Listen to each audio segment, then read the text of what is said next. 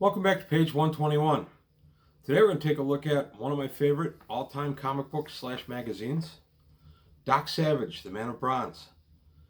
I'm going to go into the history of this book a little bit, why I think it's the best comic book representation of Doc Savage, a little bit about who Doc is, although if you followed my channel for a while, you're probably tired of hearing about Doc already. This magazine was out to support the 1975 movie starring Ron Ely. I'm going to go into a little bit about the movie as well, and maybe do a little recommended reading if you're interested in Doc Savage, the original pulps. I can show you a couple of books that I would recommend to start with, just to kind of get into the character and see if you like it. So today on page 121, Man of Bronze, Doc Savage. I also want to remind you I'm doing a push for subscriptions, trying to grow the channel. So if you've been on the fence about whether you want to go ahead and subscribe to my channel, please do. It would help me out a great deal. I would really appreciate it. Over half my views come from people who aren't subscribed, so if you've been on the fence for a little bit, jump into my side of the fence. We can have some fun doing these videos. Also, I'm doing a Patreon. That's been up for a while now. I'm looking at some rewards for Patreon. So if you have any ideas in that regard, I would be interested in some comments, some feedback on that. But back to the topic at hand. Doc Savage, the Man of Bronze, today on page 121. Hard on the heels of Marvel's success with Conan the Barbarian, they looked at other pulp characters they could go ahead and kind of grow and make into comic books. And Conan, of course, was very successful for Marvel in the early 70s all the way through the 80s, and spawned 2 movies which Roy Thomas was involved in writing, starring Arnold Schwarzenegger. So the next attempt at grabbing onto some pulp hero glory was Doc Savage, the Man of Bronze. They did a color comic in 1972 to early 73 that went only 8 issues. It was drawn by Ross Andru. Ross Andru did not have that dynamic kind of feel to his artwork, I feel. I thought it was a poor choice to illustrate Doc. The color comic only lasted, as I said, 8 issues. But a few years later, in 1975, there was a Doc Savage film in the works. Right there. Doc Savage, The Man of Bronze, by George Pal, no less. Who's George Pal? Famous producer of such films as When Worlds Collide, the original, The Time Machine with Rod Steiger from 1960, War of the Worlds from 1953. George Pal had quite the resume. The Seven Faces of Dr. Lao is another one. So we had George Pal, who was going to make a big-budget Doc Savage film starring Ron Ely. Ron Ely, here pictured on the cover, quality actor, who played Tarzan in a series in the 60s and did a lot of other things. I always liked Ron Ely. I thought, hey, great. I was about 14 when this film was going to be released. I thought, hey, this is fantastic. I'm excited about this. And then I found out they were doing this magazine, which unfortunately also only ran 8 issues. This magazine was to boost the movie and was published under the Curtis emblem, and I'll get to that in a moment. There's the Curtis logo right there, which was under the Marvel house. I'm not really sure what Curtis was, but that led to an interesting thing a few years later, and I'll get into that in a little bit. So this book was in black and white, written by Doug Monk, all the issues, and illustrated by, unfortunately, a few different people, which is, I think, one of the reasons it didn't do too well, and that's the old Marvel chicken or the egg kind of thing. Did the magazine not do well because they kept swapping artists, or did they keep swapping artists because the magazine wasn't doing well? There's arguments to be made in both regards. This first issue, with that fine picture of Doc in his 5, is by John Buscema, who is an excellent artist and who is also famously the primary Conan artist after Barry Windsor Smith, or then known as Barry Smith, left the book. So we got 8 issues of these, but we did rotate some art from all the way from John Buscema, Tony DeZuniga, even Marie Sevenson did some pages. The thing this magazine also gave us was interviews. We got a Doc Savage movie exclusive, George Pal Speaks. So we got to see some of the insights behind the making of the film. All very exciting. This is pre-internet. To have this kind of access, there you go, the man who shot Doc Savage, George Pal. And it was written, this article was written by Chris Claremont. And to have this kind of insight behind the scenes in 1975 was just amazing. So I was very excited about this magazine. I was excited to read about the film. Unfortunately, I never got to the show to see the film in 1975. Unfortunately, I have seen the film since.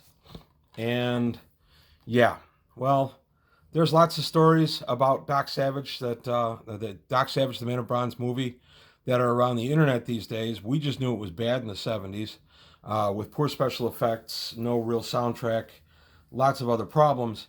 And I have since found out in reading on the internet that a lot of these problems were brought about by the studio interference. The studio was cutting the budget, didn't feel this was going to be a winner no matter what. And it's unfortunate because this was George Pal's last film, and it ends up being not a great one, unfortunately. I don't recommend, if you've not ever read anything of Doc Savage, I don't recommend this film as the way to break in. These magazines, which are available, originals are available, not very expensive, or there was a reprint, because this was a Curtis imprint, there was a reprint a few years ago, and that was published by DC. I'm thinking DC owned the character rights at the time, so they went ahead and they republished these books in a black and white DC compendium. Also very affordable if you can find it on the internet or aftermarkets. That was out about, I want to say, maybe 7 or 8 years ago. So I'm just going to flip through the various ones. There's issue number 2, The Hell Reapers, and an exclusive interview with Ron Ely. So we get some more insight into the making of the film. And then my personal favorite cover, Doc Savage on jet skis. What's not to love? Bad guy shooting away and he's saving the damsel in distress. This is also my favorite story. The Man of Bronze battles the Inferno scheme. I just really enjoyed this story. Each of these stories and all the Doc Savage novels feature not only Doc, but his 5 assistants, who are all in their own right masters of whatever their profession is. Monk is a chemist, Ham is a lawyer, and so on. I'm not going to go into a lot about the assistants right now because that's not what this video is about. But all the assistants are in here. We go, this is a really good issue too, Ghost Pirates from Beyond.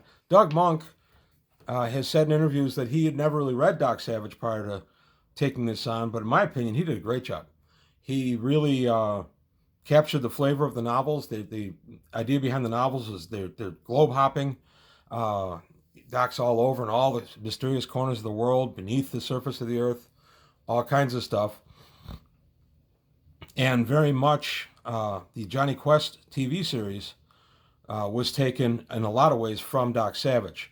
And it was funny because when I started reading Doc Savage, I thought, oh, wow, this is a lot like Johnny Quest. It's the other way around. Johnny Quest was developed by some guys who grew up on the Doc Savage novels, and among other things included some elements of that. This issue I've paused on, the Earthwreckers, because this introduces us to Doc's only substantial living relative. And I say that because he has others probably, but we never meet them in the novels. We only meet the one definite relative, and that is Patricia Savage, his cousin. And Patricia is in this adventure. She's always trying to join Doc in his various adventures in the pulps, and is in many of the pulps, but always kind of as a hanger-on. But Patricia, especially for being in the 30s and 40s, Patricia is depicted as a very capable, very intelligent woman who is able to deal with a lot of these situations on her own. Patricia is a really good character. I like her. I liked how she was portrayed in the Earthwreckers. And then we go to the Sky Stealers. Doc Savage always had names like that. The Mayan Mutations. And then finally, the Crimson Plague. It feeds on men's minds. Its next victim, the Man of Bronze. So you get the idea.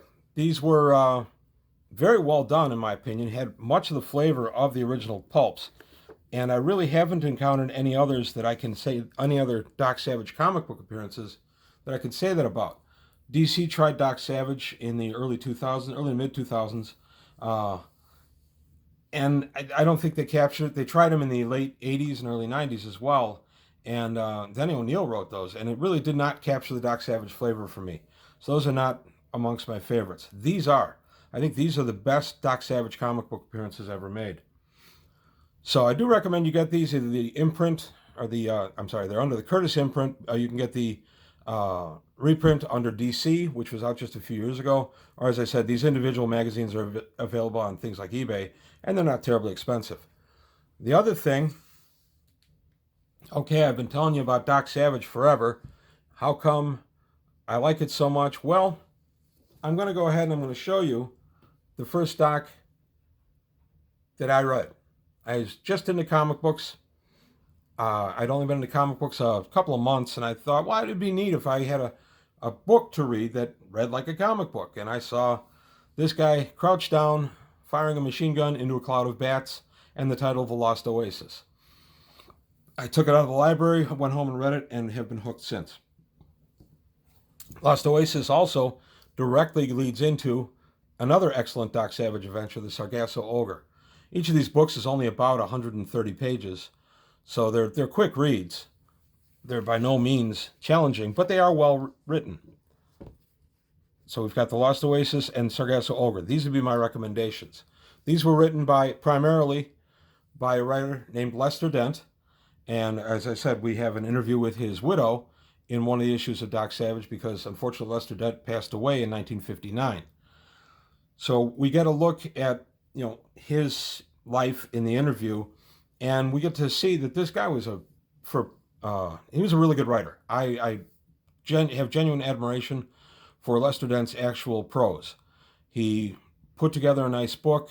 He gave us very intriguing characters. He did not actually invent the characters. The characters were Doc Savage and his crew were invented by the publishing house, and then he was given to flesh it out and bring it to life in the pages.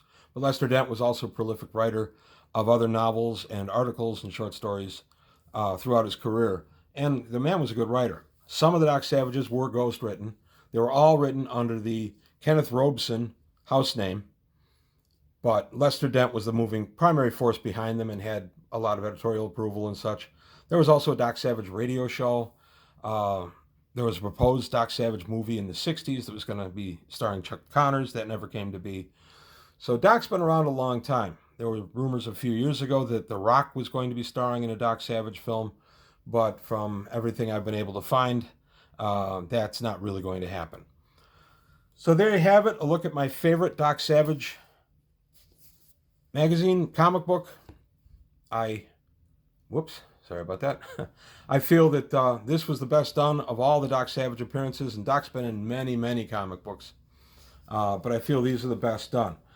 I realize every brother in bronze is not going to necessarily agree with me, and hey, I respect your opinion. Please respect mine. So that's all I've got to say today. Remember, if you like what you heard, please like and subscribe. I'm doing a subscription drive right now.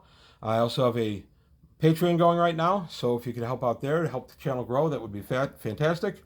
I hope you liked this brief look at Doc Savage, the Man of Bronze. I enjoyed doing it. This is one I've been wanting to do for quite a while. So that's all I have today from page 121. Thanks for watching, and I'll see you next time.